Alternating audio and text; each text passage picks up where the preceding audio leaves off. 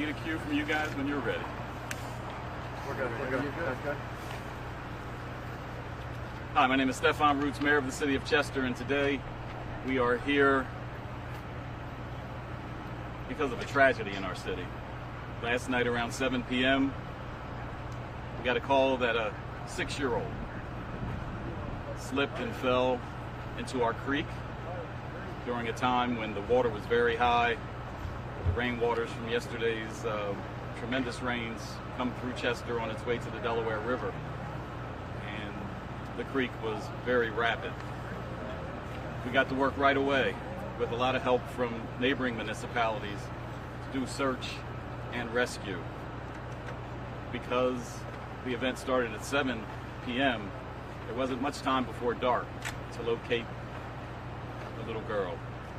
I want to thank Wilmington, Aston, Leadham, Manoa, the Delaware County Emergency Services, and most importantly, the United States Coast Guard, who came to the rescue. This is an extremely sad day for the city of Chester. People woke up hearing this news, seeing this news as they go to church on this Palm Sunday. It's extremely sad. We have a tough community in terms of supporting each other. You're going to see a lot of mutual aid coming from the churches, coming from the neighborhoods, coming from the schools, coming from our playmates. More importantly though, this community is one that will wrap its arms around those that are hurt and in need. The family who is just behind me here are still seeking answers as we continue to search for the little girl. It's really hard to say anything other than that we're praying, we're hoping, and we appreciate the prayers and support that I understand is coming from all over the country right now. It's very much appreciated. The Coast Guard, who does this type of work, we were very fortunate to have them work overnight, where our guys had to pull out the water at dark. They had their helicopter going up and down the river. They had a boat in the river. And that continued through this morning. And they will be here until about 5, working with us here in Chester. And that's way beyond what they would have normally done. As they explained to us, a young lady or a little girl of that size, with the temperature of the water, with the time, when they do all the calculus, chances of searching and rescuing is very short. And normally they would pack up and leave, but they've stayed. They've stayed overnight. They're working with us today because they understand that it's really important to bring closure here. It's really important that we find this little girl so that the city can feel better, so that the family can feel better, so that we can get that closure. It's really difficult for me to say anything else right now. This is a tough time for our city, but we stick together, we pray together. We're a city of maybe a few dozen families, and many of us are related, amongst ourselves. So all across this city, we're in mourning for this little girl. Me as the mayor, it's important that myself, my council, city employees, and those working with us create more play spaces for our children to play safely. Water's attractive to children. They were down on the banks of the water at the very wrong time. After all that rain, it was absolutely slippery. Could have just been a slip and fall. We don't know. We don't have those details. But in every case possible, we want to enhance our playgrounds across the city and make sure that they're safe and viable for our children to play and not have to seek out alternatives like on the banks of a creek right after a raging storm.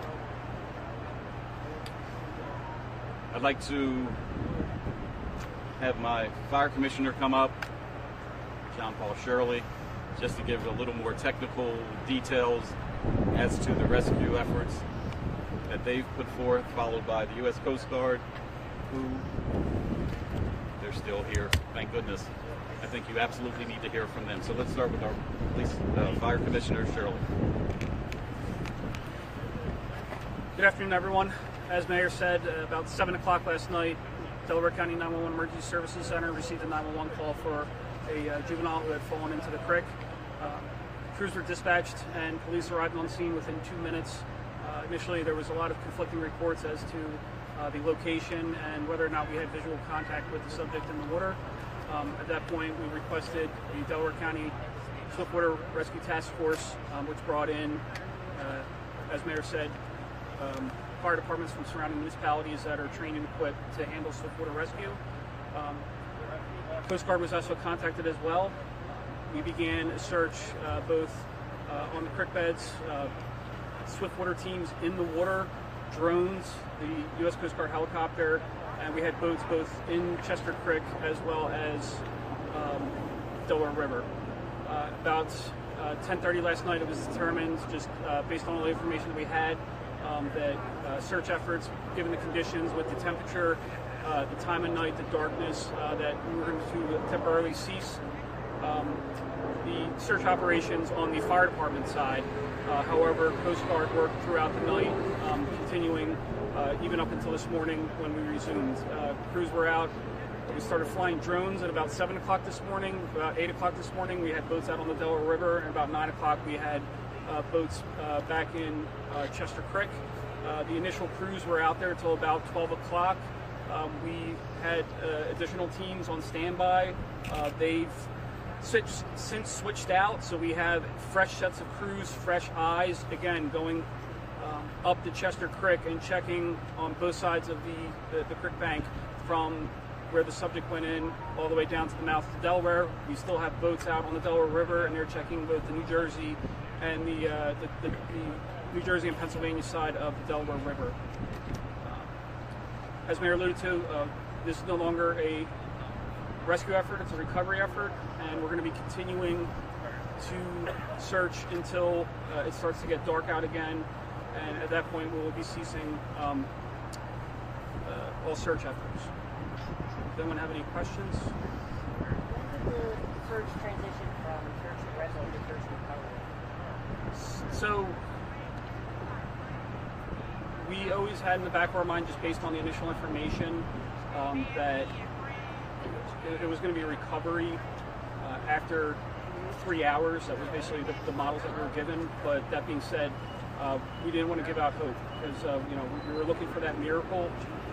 Unfortunately, just this morning we started to transition into more of a recovery mode, just because obviously we didn't see any signs of life. So we were always hopeful that we could find something, but now there's just without a doubt, once we had the sunlight on our side and we were able to do a much more thorough search, that it wasn't going to be a rescue, it was going to be a recovery.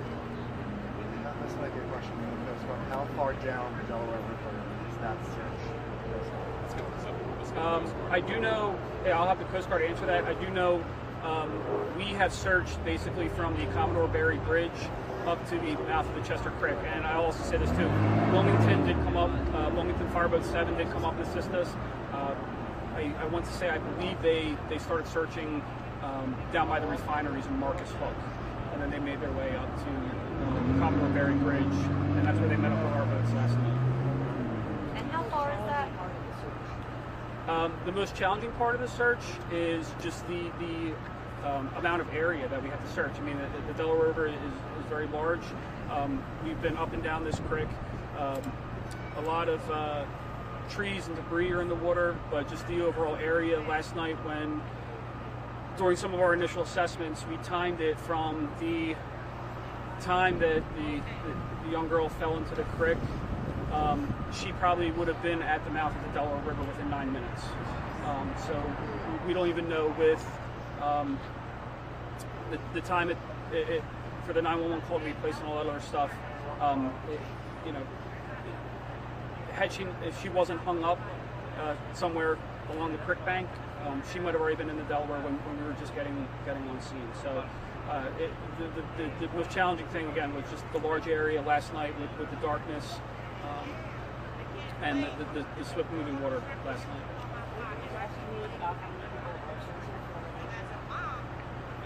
Right now we have, there's probably about 30 rescuers. We have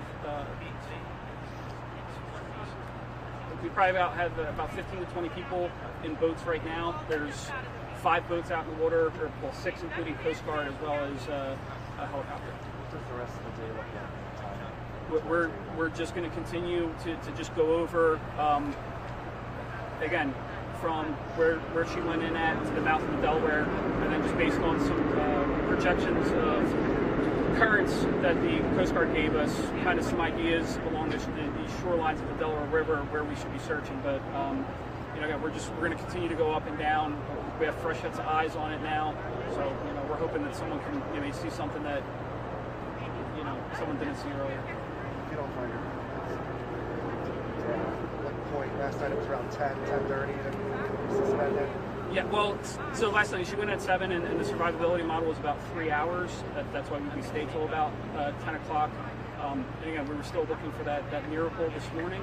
But again, we're in recovery mode now, and we're just going to continue to search to hopefully, bring her home and give her family some peace. We're going to probably go until it starts to get dusk out, and then we'll be pulling our crews out just because it's not safe for them to operate at night. Again, last night, all bets were off. We're going to go in if she was in there, we're going to risk a lot today. So has the Coast Guard not stopped searching since last night? I mean, I know you guys were on the boat, but they've been out there this entire time. They've been out there overnight. Okay. We're approaching here in 20-something hours at this point. Okay. I'll turn it over to the Coast Guard real fast. Can we just ask one more question? We Yes. know how hard this is on the family, obviously, but can you talk about how hard this is on the rescue workers and how difficult this is on all of you guys? I think it's difficult on everyone. We all have families. We all have people that we love, and I think none of us really want to place ourselves in the family's shoes. So the best thing we can do for them is just support them, show them our love, and and our rescuers understand that, and that's why they're out there doing what they do. Thank you.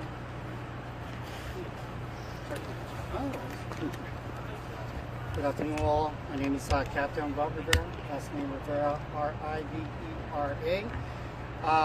As the chief mentioned, ever since we got the call last night, it was all hands on deck, air and water assets, to support the city and the county emergency responders. And yes, there was no break in the search, although some of the elements were suspended at a certain time. We already provided that coverage via Hilo and float assets to get there, including over this morning, which we have already an float assets in order to do the search pattern. I know there was a question regarding the up to what area. We cover from the mouth, I would say close to a mile south on both ends, Pennsylvania and Jersey side of the house. But also I would like to give you visibility that we also release what we call the urgent marine information broadcast, and that's just a communications that we have out there in order to notify other vessels that are transiting, including the little ones and the big ones, to see if they see little Lejana somewhere. So definitely we have those hopes, but we're looking at reassessing the situation as we get input from the folks out on scene. Why was it important for the Coast Guard to keep searching nonstop throughout the night? It was important because as we are a community of search and rescue, we need to complement each other to see what gaps we have that we can cover, so that way we don't limit the fatigue factor on the crews that are out there trying to search for a little larger. Do you guys have infrared as well? I'm sorry? Do you have infrared technology as well? I know there was talk We about did. last night. The what we used from the Hilo side of the house was night vision goggles and systems to find out if there's anything out there as we were looking outside the mouth and going south to the Delaware River. And I have to my right Commander Lee Gorling. He's the on-duty search and rescue mission coordinator. I'm the Deputy Sector Commander for Coast Guard Sector Delaware Bay. First name, I go by Rob. It's Roberto, but R-O-B. Last name is Rivera, R-I-V-E-R-A. I have a question for Mayor Ruth. Families believe that Malaysia slipped out of the playground with a gap in the fence. That's how children can access the road. As mayor, are you planning to do anything to prevent a similar incident from happening in the future? Well, we looked at the playground. There is a fence. There is a small area that only a child could go through.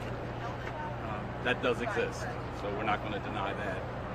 The unfortunate part is there's a row of houses that lead up to the playground, and if you just go right out of the back door of those houses and go past the driveway, you're right at the banks as well with no fencing at all. So we're not sure if the children left from the playground to get to the banks, or maybe they walked down the back alley. That gives them very just no encumbered access to the banks of the creek. Tomorrow, we are going to go back with the crew from City Hall and look at that to see how we're going to protect that back alley from access to the creek. That small little gap that's mentioned in the playground is a real easy fix, but if that's the way they got through, then that is the case. But once they get past the playground, there should be other fencing right at the banks to prevent, especially children from going down the hill. So that's what we're going to be looking at tomorrow. Where that gap is in that fence, is that on city property or is that on a private property? It's where city property meets up to private property. So the fence posts are right next to each other, and it appears whoever put the fences in just didn't close this gap, which is no more than a foot wide. So where that actual, so do you know for certain if it's on city property or, I know you said it's the edge, but is it? Well, the fence on one side is on private property. The fence on the park side is on our property. So it's a very simple fix to plug that hole with just a little bit of fencing. So it's a combination of properties. But the gap is between the private fence on the last house in that row where the playground starts. This question might overlap a little bit with my last question. What can be done to prevent tragedies? Well, unfortunately, tragedies expose situations that have to be addressed. And that's sadly unfortunate. Just like I said, the fact that we identified, because of what the family has told us, what neighbors have told us, there's a gap in the fence. I've been a part of city government for 2 years. The playground is only 2 years old. I had never personally heard any mention of that being an issue. Now that we know it's an issue only because of this tragedy, unfortunate, I'm telling you unequivocally, that little gap in the fence isn't as much the problem as there's free access to the creek bank, which is beyond the driveway, and the driveway stands between the bank and the playground itself. So that's what we need to protect, is the driveway portion that would keep anybody from having easy access down the hill, down the embankment to the creek. Do you have a message to parents out there who are trying to keep their kids safe from creeks? Well, the only message I would have to parents is your children deserve safe places to play. I'm a parent, and I know if I have children and I know they're outside in the neighborhood with their friends, for the most part, I believe they're going to be safe. We can't expect our parents to be holding our children's hands when they're going out to play, especially when they're of age where they want to play. So all I can say to parents is keep an eye on your children, know where your children are, make sure they're coming in before dark, especially if they're that young. But for the most part, let your children out to play. It's my job, it's our job as council, it's our job, as a city government, to create more spaces so kids can play safely. I'd like to invite up, if she would like, our state rep, Carol Gazim. She was out a lot last night, and I think it's important to hear from her followed by our U.S. Congresswoman Mary Gay Scanlon is here. Thank you for joining us. She has a few minutes, but thank you for being here. I appreciate it. Would you like to say anything? If you do step up.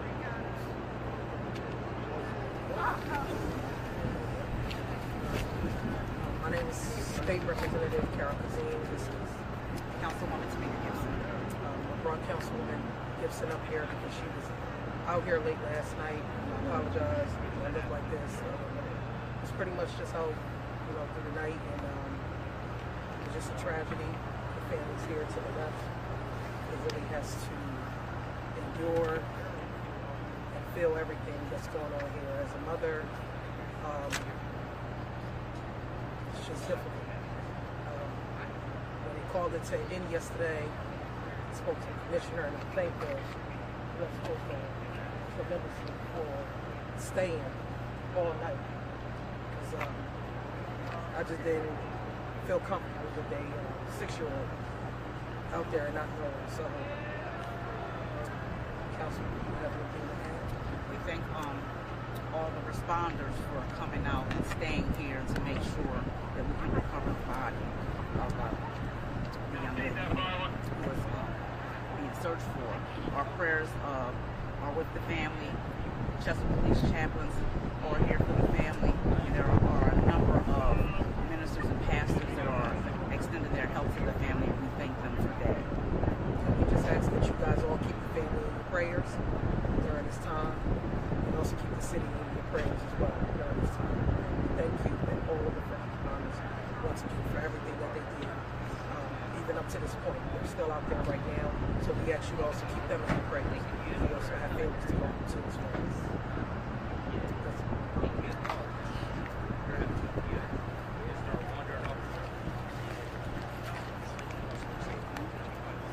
Any other questions? I want to thank all of you for coming out, covering this story. This is a cautionary tale for not just Chester, but all communities. Please, please, please, when it comes to government, make sure our children have safe places to play, so the alternatives, like playing on creek's edge on a very dangerous night, where the waters are high, the winds are high, and the surfaces are slippery, doesn't even become an option. To the parents, please, please, please, know where your children are playing. Have relationships with their friends. Know the families in the neighborhood. All that information helps us solve situations like this, but it creates safe play spaces for our children. I can't thank enough the U.S. Coast Guard, all those agencies that I mentioned earlier who provided support for us, our City Council who's standing behind us, our state rep, the emergency services from Delaware County, our magnificent fire department here in the city of Chester, and our police department, and all of the friends, neighbors, and family who have shown nothing but love since the news has come out. What you'll learn about Chester is we are a very tight-knit community. The mutual aid that is going to pour out in the next few days, toward the family as a result of this situation will be very heartwarming. I thank you guys again. Have a great day.